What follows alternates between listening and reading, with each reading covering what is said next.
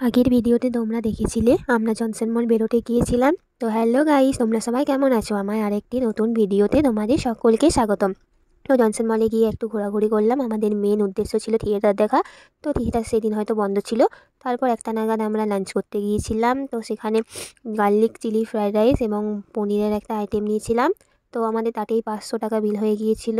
আমার দাম হিসেবে খাবারের কোয়ালিটি ভালো লেগেছে, কিন্তু কোয়ান্টিটি অনেকটাই কম ছিল। ওটা একজনকার হয়তো খাবার হতে পারে। আমরা দুজনে যেহেতু গিয়েছিলাম তাই শেয়ার করে খেয়েছিলাম। তারপর সেই দিনে বিকেলে চলে গিয়েছিলাম আমার মামা বাড়ি, কারণ আমার মামা বাড়ি কাছেই, তোমরা আশা করি জানো। তো সেই রাতটা আমার মামা বাড়িতেই থেকেছিলাম। আর আমাদের যেহেতু সকালে বেরিয়ে যাওয়ার কথা ছিল, তাই শনিবার দিন সকালেই বেরিয়ে গিয়েছিলাম। আর প্রচুর ঠান্ডা লাগছিল, কারণ সোয়েটার কিছু নিয়ে যায়নি, আমাদের ঠিক থাকেনি যে আমরা মামা বাড়ি যাব।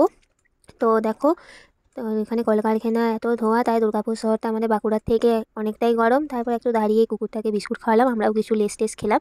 তো আজ এটুকুই থাক, টাটা।